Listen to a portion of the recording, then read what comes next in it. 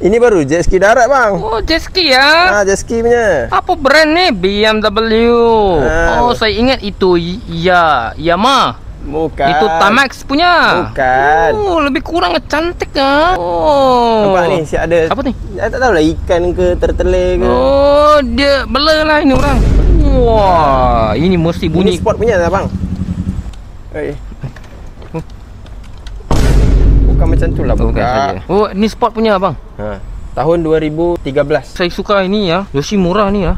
Sudah tukar exhaust. Ini sedap ni. Viva la Viva. Via. Rossi ya. Aish, saya tak boleh nak cakap lah. Ini motor sebab dia BMW lah, skuter. Betul, BMW punya skuter. Kenapa tak boleh cakap lah? Bukan, tak. Saya tak boleh. I speechless. Speech delay. Speech delay. Itu budak-budak. Saya dengar bunyi lah. Boleh.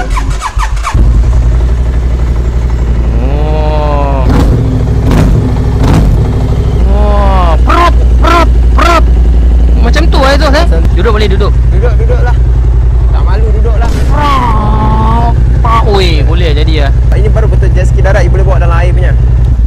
Bawa dalam air? Oh, ya ke? Itulah sudah ikan macam aquarium tu. Macam ikan lah. Macam Finding Nemo punya. Boleh lah, recommend. Jadi Melayu dah.